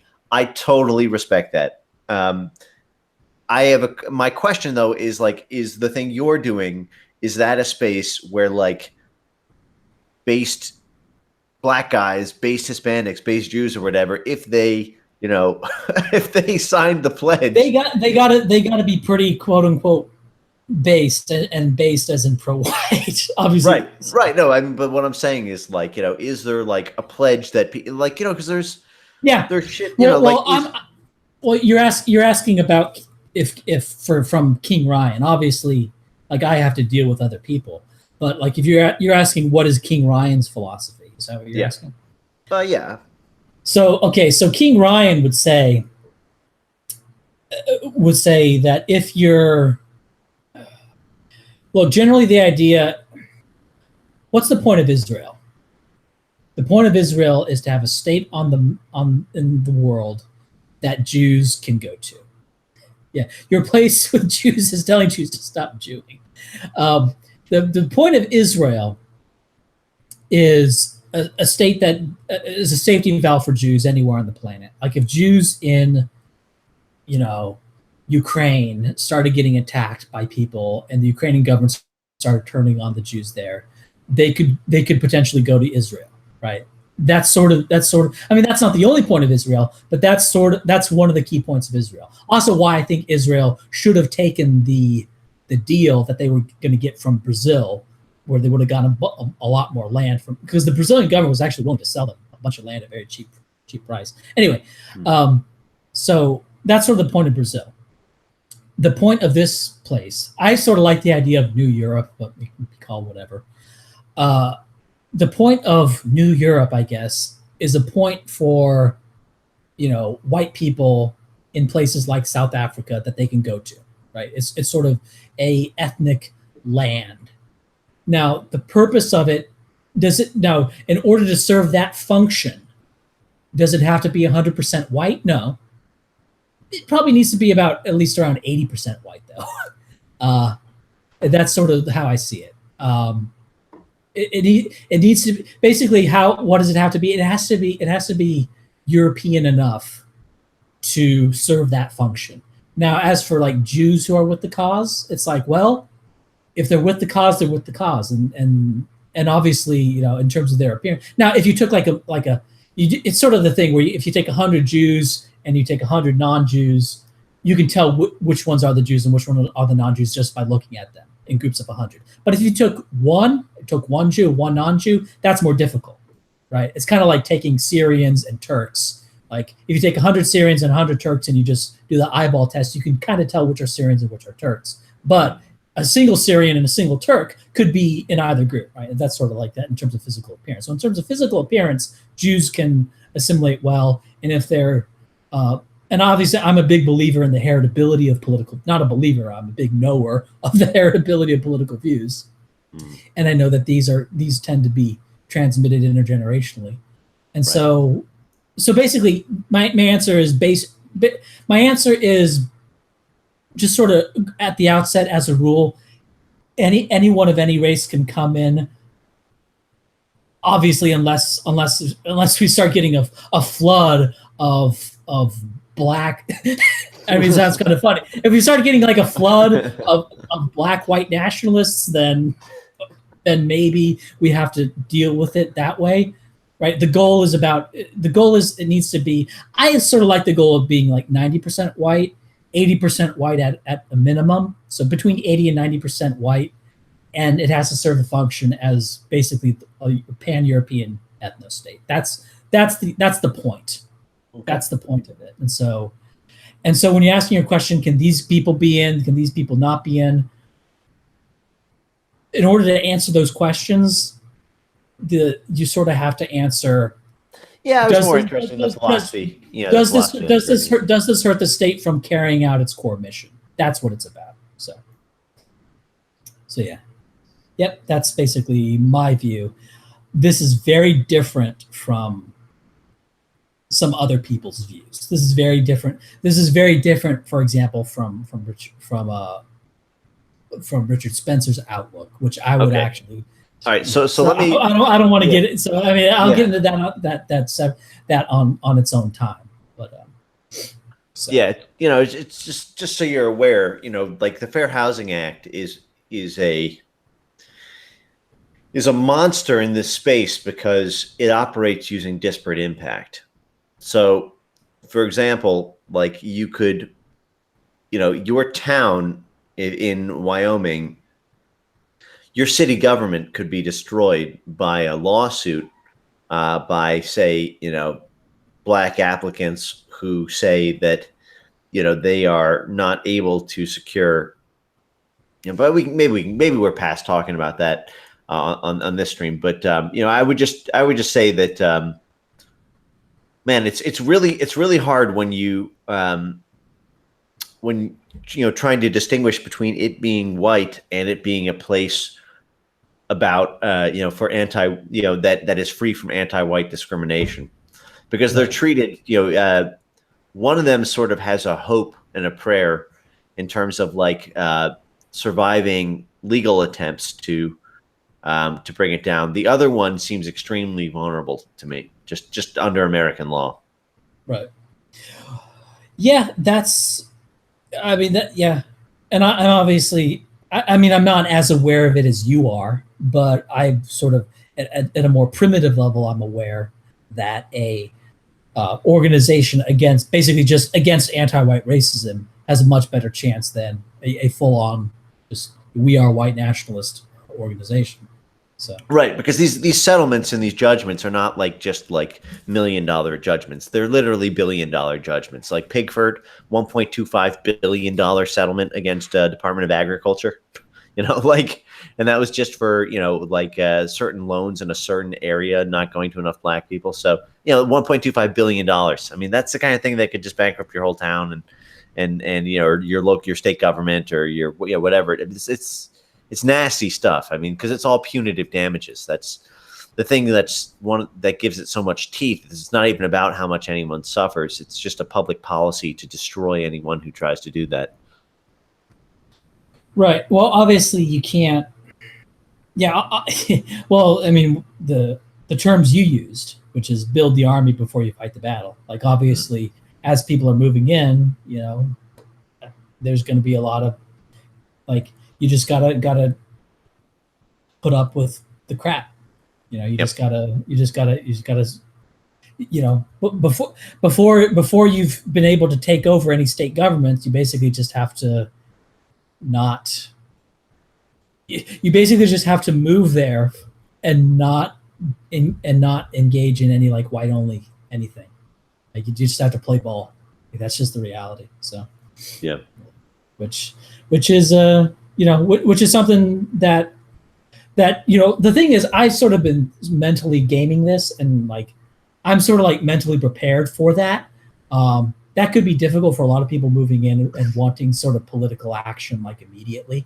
I'm thinking, no. Once we have 50,000 people, then we convince a bunch of other people around Wyoming of our ideas. Then we can, and this is, and in 10 years, then we can. But yeah, obviously that's something. And again, that's just something that's going to take a lot of party discipline. Yeah, there's somebody asking me what 80%, and that's going to be a minority white in 3 generations. Not First off, the idea that whites have low birth rates, that's something that is, I mean, first off, it's technically true, but like there are, like for example, conservative whites have about the same fertility rate as native-born Hispanics. Based on the thing is, I'm projecting out trends from 2013, and basically native-born Hispanic birth rates had been dropping like a rock, and I'm sort of going off memory, but I think by now, or I think in the middle of 2017, conservative white and native-born Hispanics, based on the previous trend, should have crossed in the middle of 2017. So like conservative whites have like more kids than just about everyone except foreign-born Hispanics, and Mormons, for example, are like over 3. Right. So and also like the kinds of people that would be in in New Europe would be the kind of people who are predisposed to fecundity anyway. So I don't see, having an 80% white population in this area would be a lot less dangerous than 80% white population in Germany, for example. Yeah. So I don't. Yeah. So the fertility rates are not as bad a thing. Also, in terms of like from a political standpoint, in terms of who's having kids, like people are talking about, everything's going to turn Democrat because whites aren't having kids. But the thing is, like white conservatives are having kids, and a lot of that collapse of the white population is the collapse of white Democrat voters. And so the Republican Party is going to remain competitive well into the white minority. So, did you see the recent study about millennials? About shifting, the left-wing millennials shifting right? What are your thoughts on that? You think it's like a permanent trend? The Trump thing, or?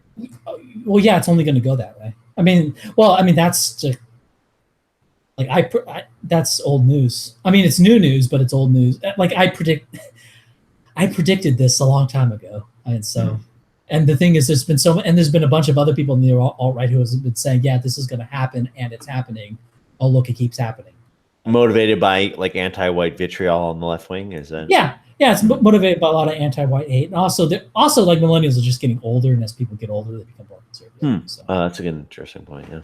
So, yeah. So of 23% of white male Democrat voters moved to the GOP.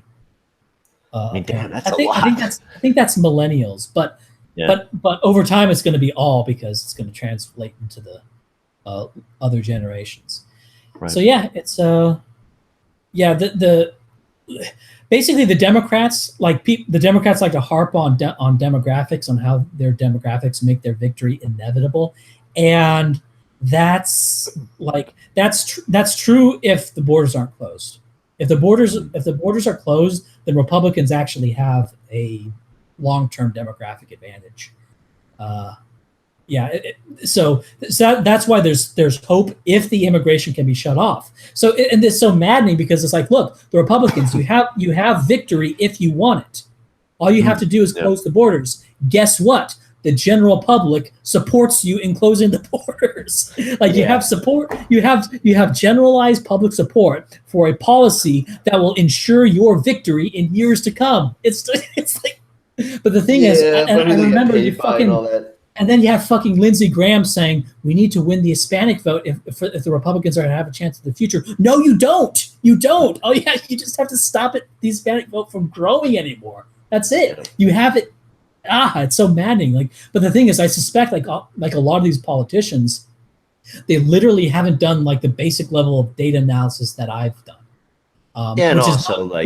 Which is not extensive. I haven't done a lot of it. But these people, it's amazing to think that all these politicians have done so little research on what they have to do to win. It's really quite staggering to think of. But that's the only conclusion that I can come to, is that they haven't really thought of what they have to do to win. I get, that some of them are ideological. Like I think, for example, Jeb Bush is an ideological, like Hispanic, maybe even thinks Hispanics are better than whites or something. I don't know. But he's, there are those ideologues. And I think what might sort of happen is that when a company for example, wants, say, a lot of H visa slaves, or just wants a lot of cheap labor generally, that they'll promote a candidate who who truly believes in open borders, right? That it's a lot better. That's going to be a much more persuasive advocate than somebody who's just opportunistically promoting open borders. Like, so it is so you get sort of an interplay between, yes, someone like Jeb Bush is propped up by all sorts of interests and connections and stuff, but he's propped up because he is a true believer in this bullshit, right? So. Yeah. I mean, there is that old quote that politicians aren't elected by voters; they're elected by donors. And there's not entirely true. Right. I mean, it is and it isn't. I mean, there's I agree, it's not entirely true, but there's certainly shy of a massive populist style demagogue, i.e., a Trump type who has true great man appeal and whatnot. I think that is the general rule, because the voters are, generally speaking, who the donors have paid most to think a certain way. I mean, how do you get a marketing campaign that reaches everyone without money? And the fact is, there's a massive disconnect between what major corporations want in terms of immigration and what the average American voter wants. And so I would not be surprised if that's driving a significant amount of the GOP's stance on this over, despite what might seem like a blindingly obvious thing to do, as you were pointing out, like, hey, if you want to win, just shut it down. You don't need to cuck out. But I wouldn't be surprised if there's a really nasty moral hazard going on here that explains. Trying to explain why is the GOP so bad at politics? like why is the GOP so? Now the thing is, with the Democrats doing really tactically disastrous things recently, that's perfectly explainable. Right? It's just they got a bunch of the Planet of the Apes are starting to take over the party. That's what's happening. Right? So that's easy to explain, but for the Republicans, it's why? It's much more difficult to explain why they do stupid things. So yeah, I mean, I don't. Yeah, I guess. I mean, I don't know. I mean, it's not the average everyday voter who's paying for the politicians. Right. So I don't know. I mean, I don't discount that. I mean, that's there's a reason why the GOP was so slow to embrace Trump. Right. If they wanted just what the voters said, then why did they fight him for the first, forever and are still why is Mitt Romney still not endorsing Trump? Mitt Romney, Jesus Christ. Yeah, that's too bad. And it's bizarre because Mitt Romney, well, here's another thing to think of. Mitt Romney's his formal immigration platform was actually pretty good. He supported pretty draconian cuts in immigration as well. Now, he didn't really campaign on that specifically, but if you went down sort of his position list, he was for, I don't remember specifically how big the cuts were, but I think it was something around at least half reduction in immigration and all sorts of rules. He wanted to mandatory e-verify. Yeah. So Romney was actually pretty good, which makes me wonder if this opposition to Trump is as petty as a tribal thing. You're not part of the clique. You're not part of the cool kids table. Is it literally that petty? I'm starting to wonder. I mean, look, I just remember not voting for Romney because he was just such a fucking.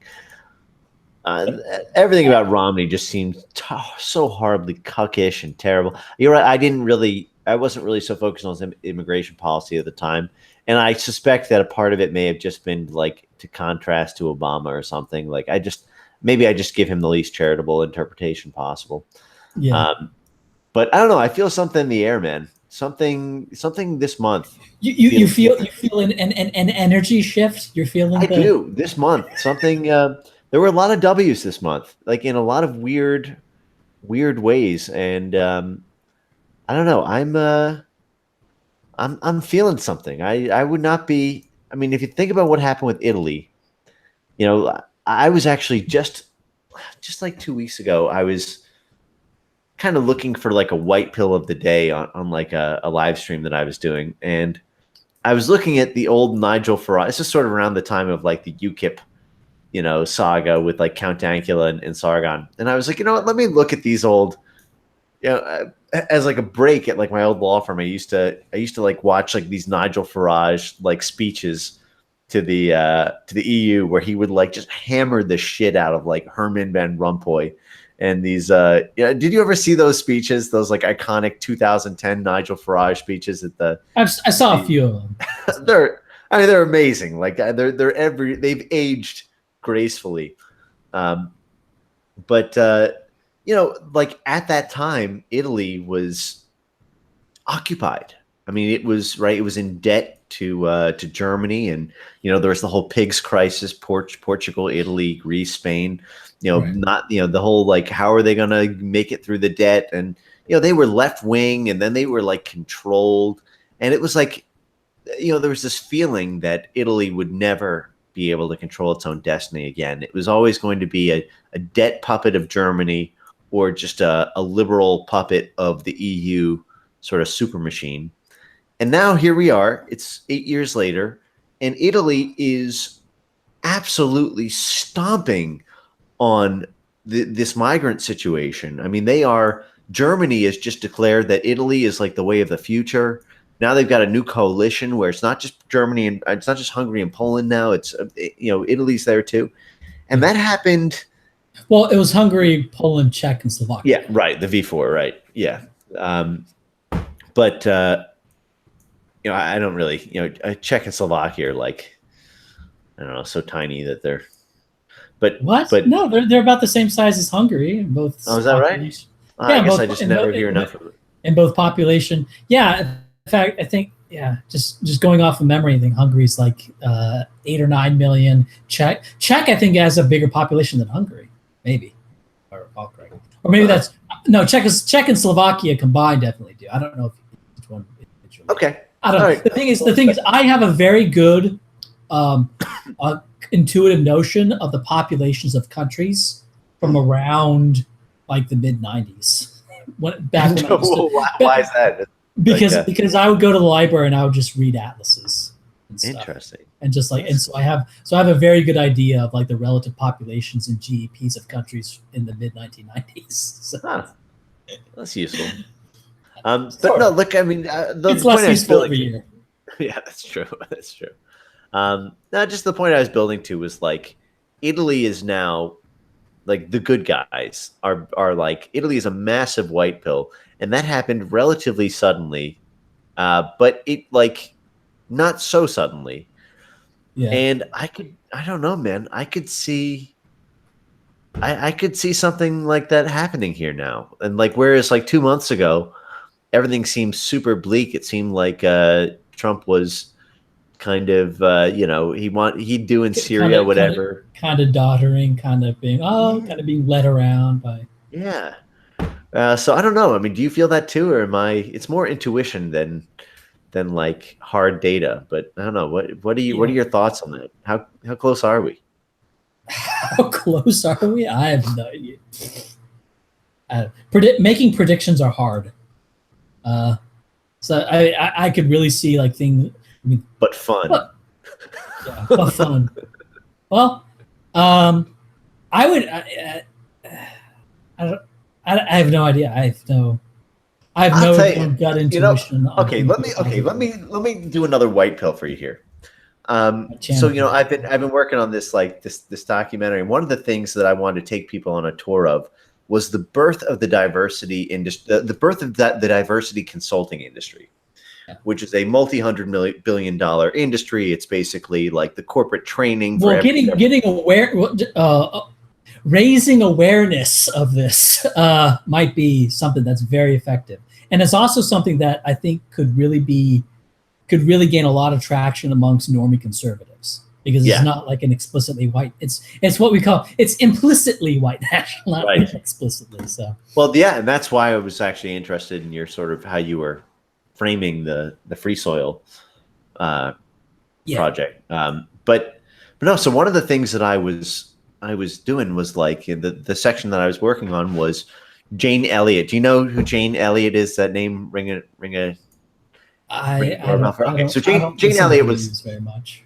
sorry, she's an old figure at this point. She was the first. She was the first person to do diversity training, and she's, McGraw Hill, the major textbook publisher. They list Jane Elliott as one of the top 30 educators of all time, on par with Plato and Aristotle and Socrates and Jane Elliott. Jane Elliott, because she invented diversity training. And basically, what she did back in like 1968 is like she created these training exercises to get white people to feel the discrimination that black people feel. And then she became a major world phenomenon. She was on the Johnny Carson show. ABC made a bunch of documentaries about her. She was on Oprah 5 times. Yada, yada, yada, right? So Right. I watched a recent Jane Elliott training exercise, which, by the way, they're fucking brutal. It's like, the origins of diversity training are not these touchy-feely, sort of things that you get now if you work for IBM or whatever, at your local law firm, where it's like no, Jane Elliott, the first of these training exercises were getting white people to basically get bullied for multiple hours on end, having to wear collars around their neck, and really, really nasty shit, trying to end with the idea of psychologically breaking them, making them cry, and then changing their life forever after, so that they would never really, so they would always associate discrimination with the kind of pain that they felt over the course of that one day. Right. So what was really interesting is I was watching a modern attempt of Jane Elliott to do it from, I think, like a year or two ago, or 2 or 3 years ago. And and at the beginning of this documentary of on Jane Elliott, it showed like how effective she's been over the years. And then it was like, and now she's going to do it in front of this live studio audience. And the live studio audience was like fucking rebelling. It was like, what the fuck are you talking? They were cursing at her. They were walking out on her. Right. They were like, dude, like, listen, you old hag, this is why we have these laws in place. Nobody does this shit anymore. Well, and then, deeper cut. Questionable how much they ever did it. Period. But anyway. Yes, no, that's true. Look, I'm with you on that. But anyway, continue your theory. Yeah, but I was, and so the commentators were like, oh, this is tough crowd here tonight. And I'm thinking, like, maybe it's just because of these other kind of wins this month or whatever that are like kind of tainting my view on how optimistically to see this. But like, I'm not sure that you can. There's been a bit of a evolutionary adaptation in white people to that kind of extreme browbeating that used to work when it was novel back in the 60s and 70s. What do you think of that hot take? That now it has to be more subtle, because there's only so far you can push white people now explicitly, and it's now had to go sort of psychologically underground. Well, it's certainly been overplayed. This Trump thing is now sort of the next adaptation to even that level of subtle implicitness. And so I wonder, and when I read about what's happened to 18 to 35-year-old left-wingers shifting right now, I'm thinking, holy shit, like, that's something. That's something. And by the way, Joe Crowley, who lost to the Bronx phenomenon, or the Queens phenom, socialist girl, Cortez, whatever her first 2 names are, allegedly the first thing he said when he lost, at least according to the news reports that I read, and Steve Saylor covered this a little bit, was like, I can't help being born white. I mean, this is the Democrat politician who who was long reigning in Queens until he just lost to the wise Latina. And so, I wonder if all of this cucking, all of this virtue signaling, all of the playing ball, the racial pay to play, if we're it's an exhaust pipe and it's got that steam building up. And if we're not sort of a couple years away from an Italy style, fuck it, no mas, and especially if the money dries up. I mean, because the money, in my view, is what's driving all of this. The fact that the diversity industry is I think now multi-trillion-dollar business. I used to say it was $1 trillion business, but in all the research I've done the past 2 months, I'm revising that upwards. It's just there's so much money, and if especially if white stakeholders are getting less and less of that, they're going to leave the business. Yeah. Well, the stuff you're talking about, like one thing I did is I did a much simpler sort of analysis, where I just and the thing is I made very favorable assumptions just looking at, say, the fiscal impact. Basically, what's the net fiscal impact of blacks and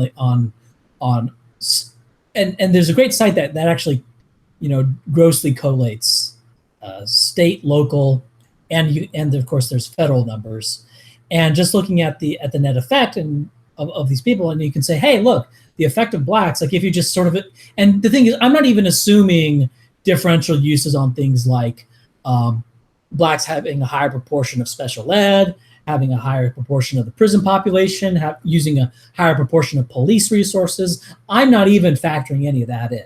Right? I'm just doing very gross, and then below a certain level, I just assume, okay, that's all even. Like road usage is even, police usage, everything else below a certain level is even, right? And even with these what I think anybody who looks at it would have to recognize as very generous assumptions, right? You're looking at an effect of blacks and Hispanics basically somewhere on the order of $550 billion a year, right? So pretty close to an additional military, right, in terms of just the net effect. And then you talk about, and then you can add on to this the cost of the diversity industry. And I think most people would sort of recognize that this is not a benefit. I remember Michelle Obama.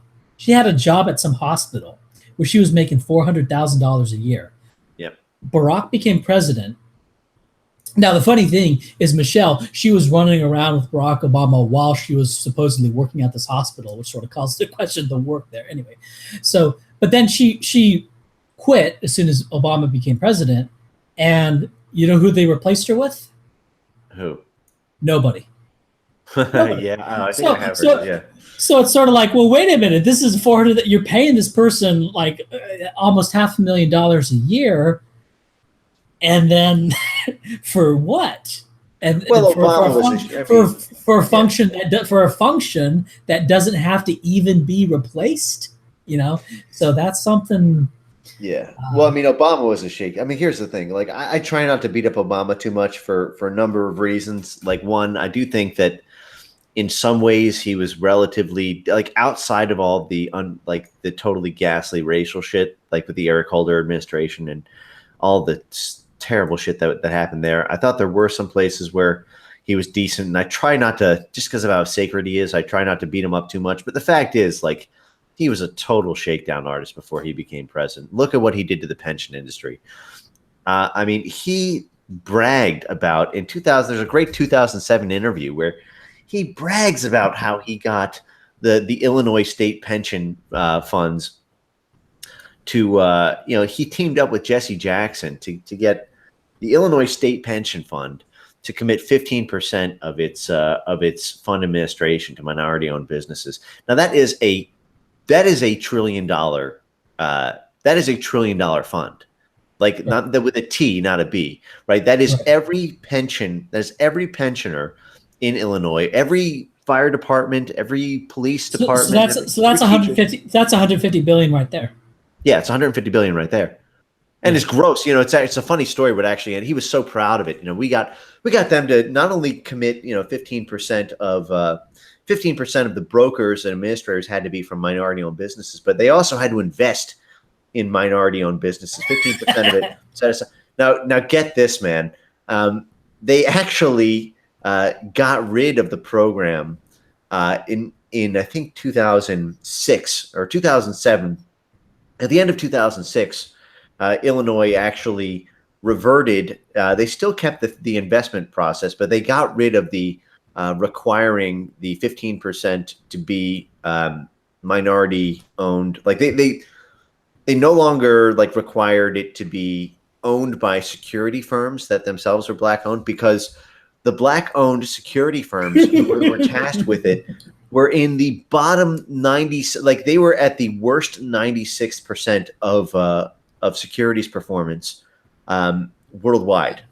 Like they were literally like less than 3%. Like, and by the way, these pension places typically have policies that they only hire the best of the best to administer them, to determine where the funds go, right? Because they need to hit like an 8% return year over year in order for people to have their pensions, right? They have all these. Right. I used to work on this actually. I used to put together these like I used to do like funds work stuff, but so I know how just how fucking not only huge but sensitive this shit is. And it was unbelievable when I saw that. I was like, no fucking way. Like even the pension industry, and not only that, like to see like Obama, the guy who's like supposed to be the reasonable one, he's a community organizer, and he got his start with Alinsky and all that shit. But like even so, to see him like bragging about how he uplifted the face of American principles about like freedom of association and meritocracy to just be explicit racial handouts, which by the way, the two firms that were handpicked for this were Jesse Jackson firms. They were like two guys who were like best BFFs with Jesse Jackson. They had fucking no securities experience. So it's no wonder that they were finished in the bottom 3% worldwide. Like it just, the whole thing is so sick. But how much did that cost the state of Illinois?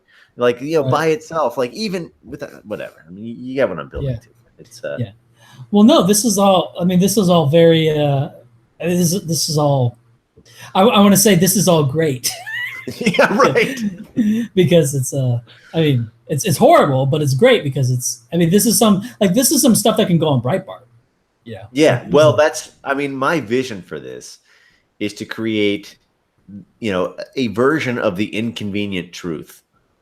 I want to create a documentary like on par with like An Inconvenient Truth, but for right wingers, with like something that can appeal to not just like white people for the and right wingers for the obvious reasons, but like there's this whole walk away movement and all that, like walk away hashtag and all that shit. Like I hate to go all like cuckish like DR3 Dems are the real racists, but like this shit is so dark and so deep, and it's all about like the fact is like it's all about race, and it's also about like the fucking neo-colonialism of these white liberals and Jewish left wingers, like, and for the most part it's like it's like this alliance between like Jewish left wingers and like WASP left wingers, like who kind of like teamed up to squeeze out the Catholics in the 1950s. There's a whole other like sidebar story there, but the whole thing is like none of these gaps have gone down between whites, Hispanics, and blacks, since this commercialization of the diversity industry in the 1960s. And even if they did, I mean, they haven't, but even if they did, I mean, we could just say it's like, well, like you're literally taking money from whites and giving it to these people. Yes, yes. I mean, that's it's not even. So even if you did, like, it's kind of like, hey, there's equality in communism. Well, okay, like, right. Yeah, but I mean, I'm now talking about sort of a different sales point, which is like, and I hope I don't lose too much of my audience over like cucking a little bit in this way, because like you said, like I do think it's a story that belongs on Breitbart and it belongs in the Daily Caller, and it's a bigger audience than this. But I do think that introducing it to that audience could make our audience bigger, so to speak. Yeah. So, One thing. Yeah.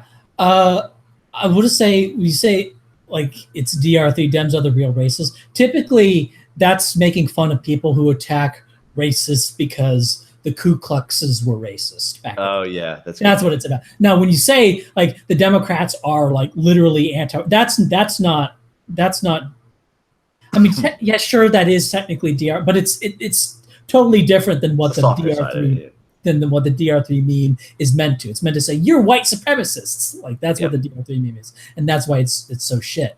But like what you're saying is actually like the opposite. It's like the most based is what you're saying here. It's like ultra. Yeah, and it's so sick too because so this whole thing actually started as this Starbucks video. I'm sorry, do you want to get on a different thread, or you want? I don't mean to hijack the.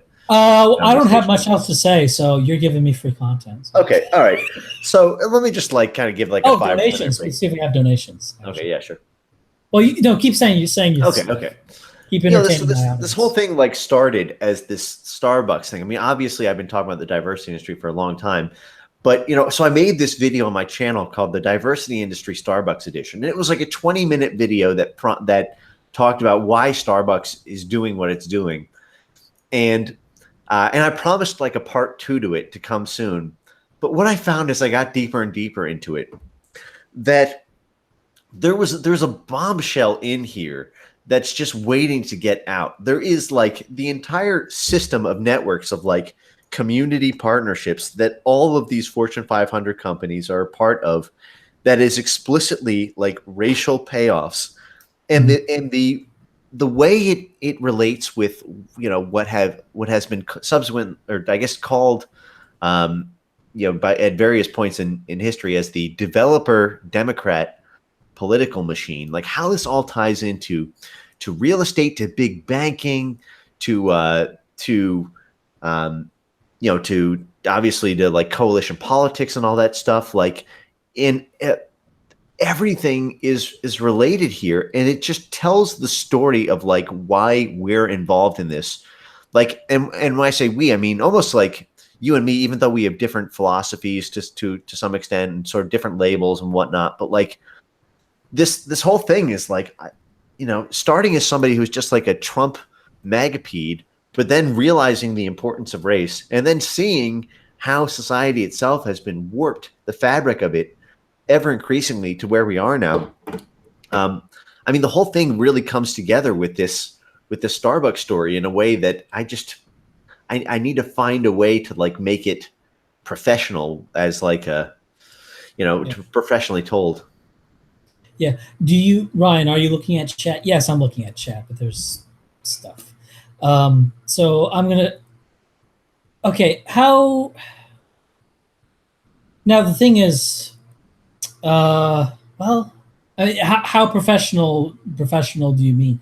Like I can like the thing is I can do video editing, and I can do video editing a lot better than like the typical videos you see on my channel. Cause when I make a video on my channel, I'm like posting it. And like, typically it's like, okay, I want a video up this Thursday.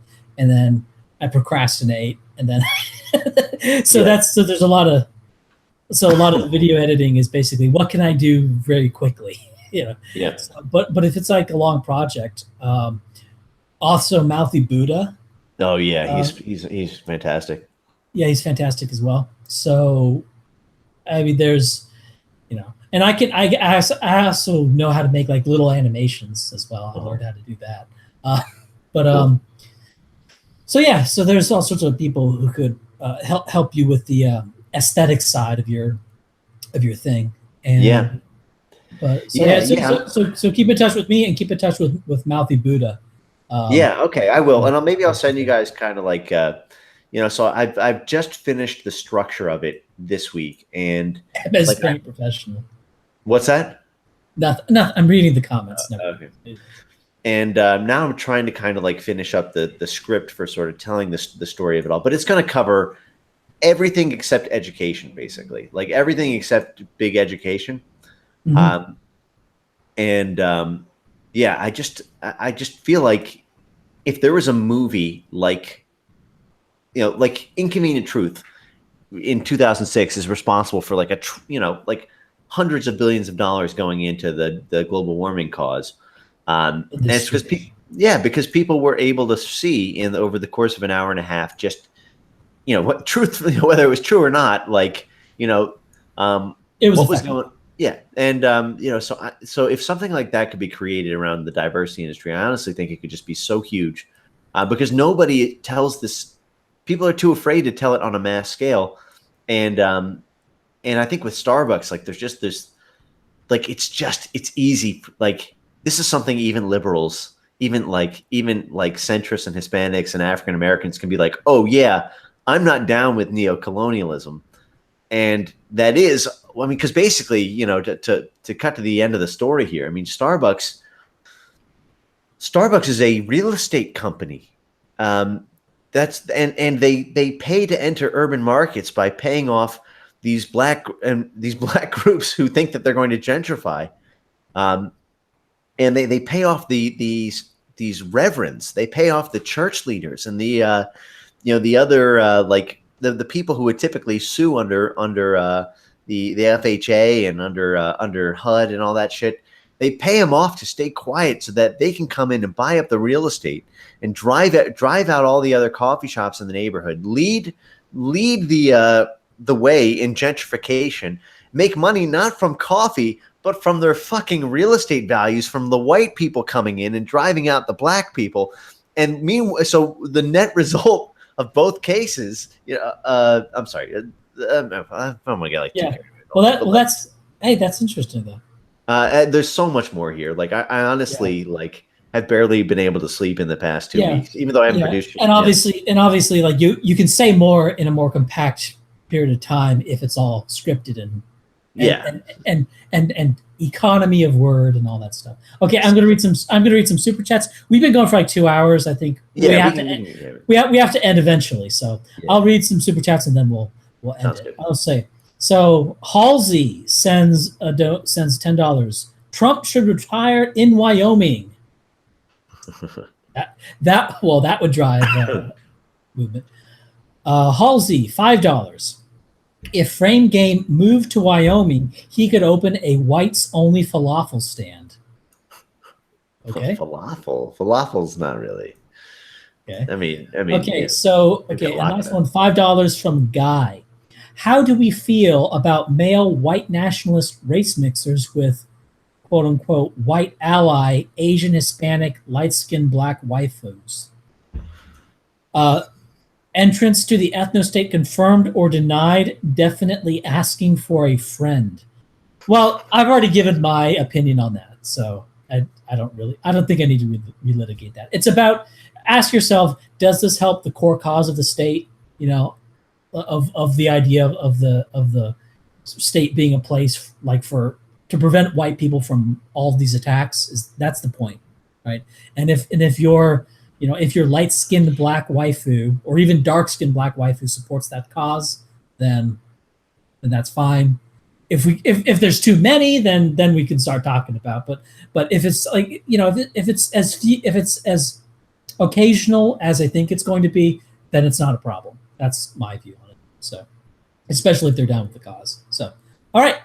I think we're. All right. Thanks, man. Been fun. And yeah, let's talk soon. Yeah, and stay in touch. All right. Let's end the podcast. All right. Goodbye, everyone.